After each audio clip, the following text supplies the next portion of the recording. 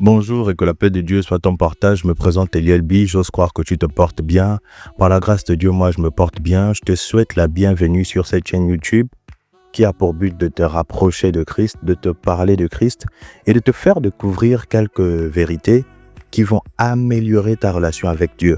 Alors, sans plus tarder, j'aimerais t'informer qu'aujourd'hui, nous entamons une nouvelle série, pour ne pas dire notre première série, qui s'intitule Jeunesse chrétienne, et comme premier épisode, nous avons un thème à partager avec vous aujourd'hui. Donc j'ai un thème à partager avec toi aujourd'hui, bien sûr, et le thème est le suivant: Dieu a un appel pour toi. Est-ce que tu peux faire quelque chose là-bas? Bon, c'est vrai, c'est bon, je vais continuer. C'était juste la petite blague. Sinon, je vais être un peu plus sérieux. Donc le thème est le suivant: Dieu a un appel pour toi. Nous avons tiré ce thème de deux textes bibliques. Le premier, Marc au chapitre 2, le verset 17, et le deuxième, Jérémie chapitre 1, le verset 5. Je vais lire la parole de Dieu. On commence avec Marc.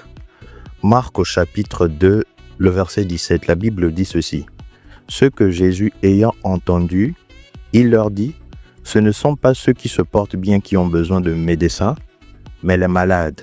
Je ne suis pas venu appeler des justes, mais des pécheurs. Jérémie au chapitre 1er, le verset 5, la Bible dit ceci: Avant que je t'eusse formé dans le ventre de ta mère, je te connaissais, et avant que tu fusses sorti de son sein, je t'avais consacré, je t'avais établi prophète des nations. Si tu es chrétien, si tu es chrétienne, si tu te considères comme étant un enfant de Dieu, normalement, tu as déjà entendu parler de l'appel de Dieu. Normalement, tu as déjà écouté cette expression « appel de Dieu ». Le plus souvent, on écoute cette expression dans des prédications, on écoute cette expression au cours de discussions entre frères et sœurs en Christ, même dans des chansons, on écoute souvent cette expression « l'appel de Dieu, l'appel de Dieu, l'appel de Dieu ». Mais malgré le fait que cette expression est répandue parmi les enfants de Dieu, force est de constater que plusieurs ne savent pas c'est quoi l'appel de Dieu. Plusieurs ignorent même qu'ils ont été appelés par Dieu. Et aujourd'hui, dans ce premier épisode, nous avons pour but de vous faire comprendre, d'abord en vous donnant quelques connaissances sur l'appel de Dieu, mais vous faire comprendre que vous avez bel et bien un appel de la part de Dieu. Si vous vous rappelez des deux passages que nous avons eu à lire tout à l'heure, dans le premier passage, il est question d'un appel, et dans le second, il est question d'un autre appel. Dans le premier passage, dans Marc, il est question de l'appel général. Et dans Jérémie, il est question d'un appel que Dieu fait à un être humain, donc l'appel spécifique. Ce qui nous intéresse aujourd'hui, c'est l'appel général. Donc nous allons relire le passage de Marc pour bien comprendre, pour mieux le comprendre. Nous relisons Marc, le chapitre 2, le verset 17. Si tu as ta Bible, je t'invite aussi à être à la page. Sinon, je t'invite au moins à prendre des notes, c'est très important. Donc, Marc chapitre 2, le verset 17, la Bible dit ceci: Ce que Jésus ayant entendu, il leur dit, je suis dans la version Louis II, ce ne sont pas ceux qui se portent bien qui ont besoin de médecins, mais les malades. Je ne suis pas venu appeler des justes, mais des pécheurs. Ici, j'aimerais que tu puisses surligner le verbe appeler, ou le mot appeler si tu veux. Maintenant, si tu n'as pas la Bible avec toi, j'aimerais que tu puisses te rappeler tout au long de mes propos que Jésus-Christ avait dit qu'il n'était pas venu appeler des justes, mais des pécheurs. C'est très important que tu puisses retenir ces choses. Est-ce que tu sais que cet appel de Dieu par Jésus-Christ en son temps est un appel à la repentance? C'était ça le secret. Cet appel est un appel à la repentance. Et ce qui est bien, c'est que ce n'est pas un appel qui est juste pour une catégorie de personnes. L'appel à la repentance est pour toute l'humanité. Il n'y a personne vivant sur cette terre qui peut se dire « moi je ne suis pas concerné par l'appel à la repentance ». Regardons attentivement ce que la Bible dit. Si vous vous rappelez, Paul fait mention de ça dans le livre de Romains, en son chapitre 3, le verset 23. La Bible dit ceci: « Car tous ont péché et sont privés de la gloire de Dieu. » Est-ce que vous avez remarqué qu'il n'est pas question d'une nationalité ou d'une catégorie de personnes seulement, ou même encore d'une ethnie? Il est question de tout le monde, car tous, tout le monde se retrouve dans le tous. Tous, je cite tous, car tous ont péché et sont privés de la gloire de Dieu. Mais aujourd'hui, il y a des personnes qui se disent que cet appel pour la repentance n'est réservé qu'aux chrétiens. D'autres pensent que cet appel n'est réservé qu'aux religieux. D'autres pensent que cet appel n'est réservé qu'aux Africains, d'autres aux Occidentaux, et d'autres encore vont même plus loin, que cet appel n'est réservé qu'aux pauvres, des personnes qui n'ont pas l'argent. C'est-à-dire les personnes qui ont l'argent ne rentrent pas dans le cadre de l'appel à la repentance. Mais ce sont des choses qui sont fausses. Ce sont des choses qui sont erronées. Lorsque Jésus a eu à dire qu'il n'était pas venu pour des justes, mais pour des pécheurs, en parlant de l'appel à la repentance, il voulait faire comprendre à l'homme avec grand H qu'il ne devait plus voir seulement Dieu comme étant une divinité toute puissante. Oh, c'est Dieu, c'est Dieu, c'est Dieu. Non, mais comprendre que Dieu est aussi notre Père. Est-ce que vous vous rappelez un peu quand les disciples avaient dit à Jésus « Apprends-nous à prier ». Vous vous souvenez? La prière avait commencé comment? Notre Père qui est... Pourquoi il n'a pas dit, par exemple, « Mon Père ». Pourquoi il n'a pas dit « Mon Père » pour vraiment faire comprendre aux disciples que ce n'est pas votre Père?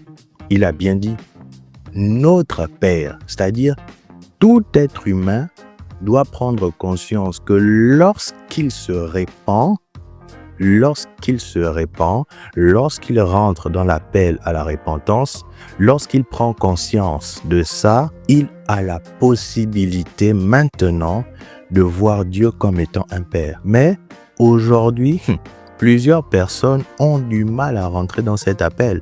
Et j'aimerais parler de 3 choses seulement, 3 choses. Mais vous pouvez comprendre ces choses-là comme étant un type de personne. Au lieu de parler de choses, je vais parler de types de personnes. Nous allons parler de 3 types de personnes qui ne rentrent pas dans cet appel. Pour que tu puisses bien me comprendre, j'aimerais que tu me suives attentivement. Et si tu te retrouves dans un des types de personnes, j'aimerais que tu puisses, s'il te plaît, prendre conscience que tu dois changer de bord. Sinon, il te sera difficile de rentrer dans cet appel. Comme premier type de personne, nous avons ceux qui ne voient pas leur faute. Ça, c'est notre premier type de personne.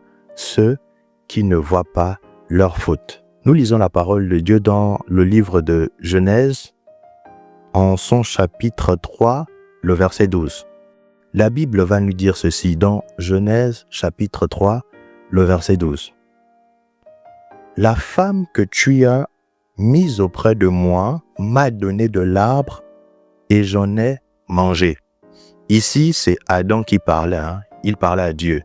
Et si vous voulez que l'on puisse contextualiser pour les personnes qui ne connaissent pas l'histoire, ça c'est après avoir mangé le fruit défendu par Dieu. Donc il a dit à Dieu, la femme que tu as mise auprès de moi m'a donné ce fruit. Lui, en fait, quand il disait ça à Dieu, il pensait qu'il n'avait rien à voir avec le fait que la femme avait eu à manger le fruit défendu. Non. Il s'est mis à part. C'est pas de ma faute. C'est la femme là. Mais rappelez-vous en fait ce qui s'était réellement passé. Il faut savoir que l'homme et la femme ont été créés ensemble. L'homme et la femme, esprit. Mais l'homme a été formé avant la femme. Mais regardons attentivement ce qui s'est passé.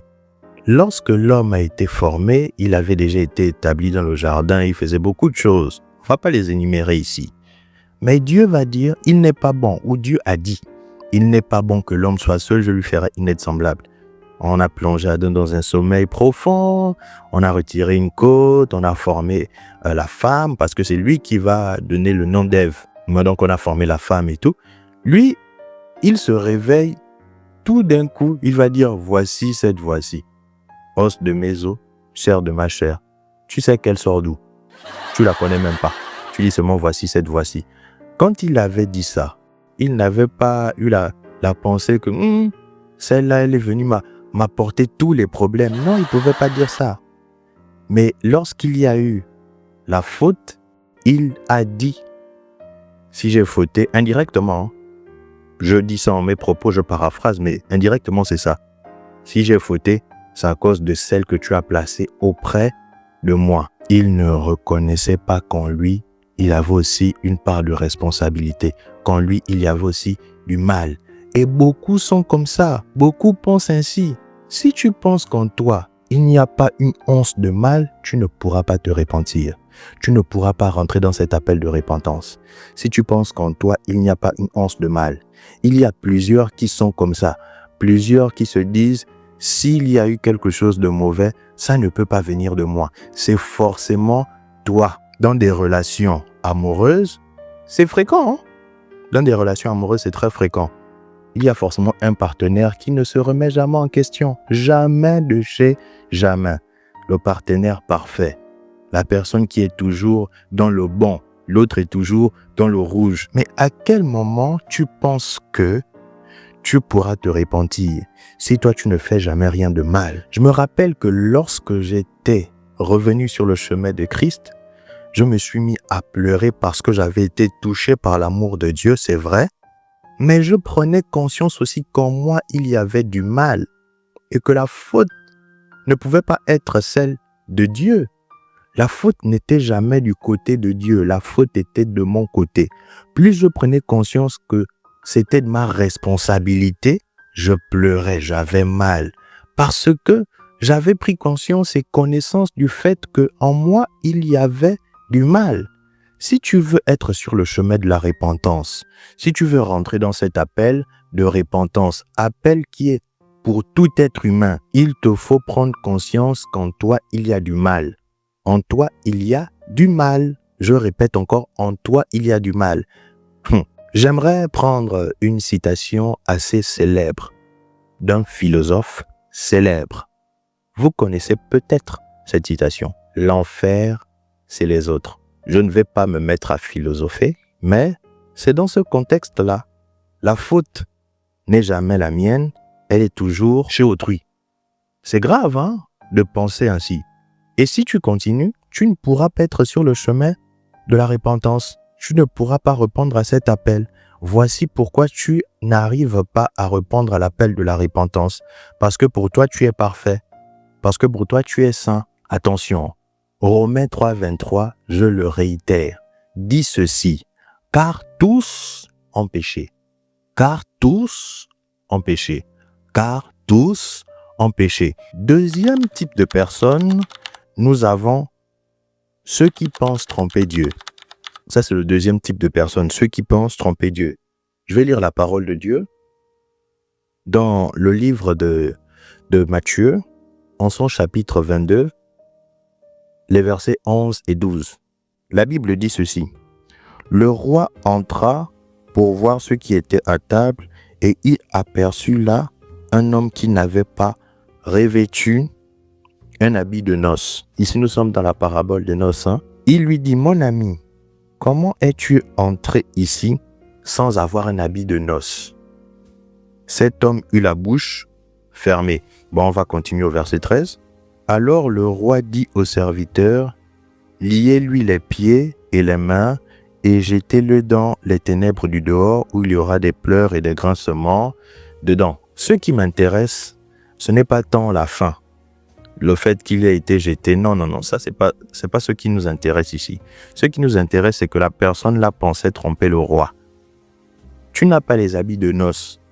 C'est une fête où les convives doivent avoir des habits de noces. Toi, tu n'as pas les habits de noces, tu te faufiles et tu pensais qu'on n'allait pas te remarquer. Le roi l'a remarqué. Et toi aussi, on ne parle pas d'habits de noces ici, mais toi, on parle de ton mensonge. Le fait que tu penses tromper Dieu. Tu trompes peut-être les hommes, mais tu ne trompes pas Dieu. Quand tu dis aux gens que tu es chrétien alors que tu sais très bien que tu ne t'es pas repenti. Tu penses que tu peux tromper Dieu parce que tu pars juste à l'église le dimanche alors que tu sais très bien que toute la semaine, tu vis dans le péché. Tu penses vraiment tromper Dieu. Mais agir comme ça est en train de t'éloigner du chemin de la repentance, est en train de t'empêcher de répondre à cet appel qui est l'appel à la repentance. Pourquoi tu fais ça? Il est très difficile pour quelqu'un qui ment sur sa conversion de se convertir. Je réitère, il est très difficile pour quelqu'un qui ment sur sa conversion de réellement se convertir. Pourquoi? Parce qu'il va vivre où la personne vivra dans le déni constant. Elle se considère comme étant chrétienne alors qu'elle ne l'est pas en réalité. Il se considère comme étant enfant de Dieu alors qu'il ne l'est pas en réalité. Tu t'es repenti? Non. Mais tu te dis que tu es chrétien. J'aimerais t'interpeller s'il te plaît. Si tu sais au-dedans de toi que tu ne t'es jamais repenti de tes fautes, de tes manquements, de tes péchés, ne te considère pas comme étant chrétien ou chrétienne. Ne te considère pas comme étant enfant de Dieu. Répands-toi d'abord, s'il te plaît. Parce que Dieu, on ne le trompe pas. Je réitère, Dieu, on ne peut pas le tromper. Moi, je trompais mes parents. Tout le temps, je trompais mes parents. Je trompais mon père, je trompais ma mère. Mais Dieu, je ne pouvais pas le tromper. Il y a des choses que j'ai eu à faire. Mes parents ne savent pas. Mais Dieu, il sait tout. Il sait tout. Je me rappelle, je veux partager une anecdote. J'étais encore plus jeune et j'avais déjà des fréquentations et je touchais déjà à la drogue. Et à cette période, je me rappelle qu'un jour, on avait eu à avoir une situation à la maison et tout. Et en fait, on m'avait attrapé. Parce qu'il y avait des restes de drogue un peu dans ma chambre. Donc, moi, je revenais des cours et tout. Ah, c'est grave aussi comment le diable manipule des gens. Je rentre. Je vois les restes de drogue à côté des pieds de mon père. Sur la tablette. Et tout. Donc, je dis bonsoir, papa. Il ne me répond pas. Ma mère, elle commence à parler et tout. Ah, je ne sais pas si toutes les femmes sont comme ça, je ne veux pas rentrer dans ce débat, mais maman, elle avait parlé ce jour. Et moi, vous savez quoi? J'avais insisté pour vouloir tromper mon père, en disant à papa, non, c'est pas pour moi, j'ai ramassé ça dans la cour, ça appartient au gardien, au fils du gardien et tout. Je pensais que je trompais mon père. Bon, là je dis je pensais en réalité parce que quelques années plus tard, mon père me l'avait ressorti. Tu pensais que là, tu me trompais. Mais pour moi, j'étais convaincu que je trompais mon père. Mais pensez-vous, un seul instant, que même si mon père, il m'avait cru, je pouvais tromper Dieu. Dieu savait que c'était moi le fumeur. Dieu savait que c'était moi le drogué de la maison. Et il a fallu que je puisse comprendre que Dieu, je ne peux pas le tromper. C'est-à-dire le jour où je me suis converti, j'ai tout dit à Dieu. Il n'y a pas de péché que j'ai gardé. Non, j'ai tout dit. Seigneur, je te demande pardon parce que j'ai fait ça. Seigneur, je te demande pardon parce que j'ai fait ça. J'ai fait des choses. Les amis, j'ai fait des choses. J'ai fait des choses horribles. Mais Dieu, je pouvais pas cacher ça pour moi. Quand je suis revenu vers Christ, j'ai tout dit. Seigneur, j'ai fait ça. Dans le noir, j'ai fait ça. Les hommes ne savent pas, mais moi, j'ai fait ça. Il y a tel coup, j'ai fait comme ça, j'ai fait ceci, j'ai fait cela. Dieu ne le trompe pas. Ce que je disais à Dieu, il le savait déjà. Mais j'avais besoin de ça pour être sur le chemin de la repentance et répondre à l'appel de la repentance. S'il te plaît, si tu penses tromper Dieu, tu ne pourras jamais te repentir. Alors, fais un effort, s'il te plaît, de comprendre que Dieu, on ne le trompe pas. Je vais terminer avec ce troisième point pour notre premier épisode de notre série Jeunesse chrétienne. Le troisième type de personnes, ce sont ceux qui ignorent le message. Ceux qui ignorent le message. Nous sommes dans Matthieu chapitre 24, le verset 37 à 39. Matthieu chapitre 24, le verset 37 à 39. La Bible dit ceci. Ce qui arriva du temps de Noé arrivera de même à l'avènement du Fils de l'homme. Car dans les jours qui précédèrent le déluge, les hommes mangeaient et buvaient, se mariaient et mariaient leurs enfants, jusqu'au jour où Noé entra dans l'arche. Je continue, le verset 39. Et ils ne se doutèrent de rien, jusqu'à ce que le déluge vint et les emporta tous. Il en sera de même à l'avènement du Fils de l'homme. Ok. Mais est-ce que vous vous rendez compte de ce qui s'est réellement passé? Est-ce que vous prenez conscience de ce qui s'est réellement passé? Ils n'ont pas cru en ce que Noé disait. Avant le déluge, ils n'ont pas cru. Ils ont fait quoi? Ils ont ignoré le message. Ils n'ont pas cru au message. Tu ne peux pas te repentir si tu ne crois pas en ce message qui est propagé dans tout le monde entier, que Jésus-Christ est Seigneur et Sauveur. Tu ne peux pas te repentir si tu ignores le message. Tu ne peux pas te repentir si pendant que tu écoutes le message, tu l'ignores et tu vas qu'à tes occupations.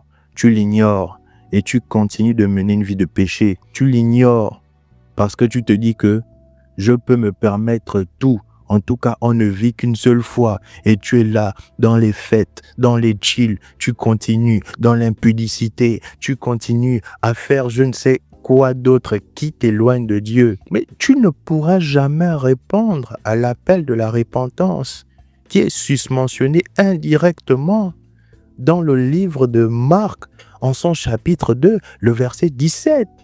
Lorsque Jésus a dit qu'il n'était pas venu pour les personnes justes, mais qu'il était venu pour les pécheurs, si tu ignores ce message, tu ne peux pas te repentir. Attention à ne pas finir comme les personnes qui ont ignoré le message au temps de Noé. La finalité, c'est quoi? Il était trop tard. Il était trop tard. S'il te plaît, fais attention au fait qu'il ne soit pas trop tard pour toi, trop tard pour te repentir, trop tard pour te repentir.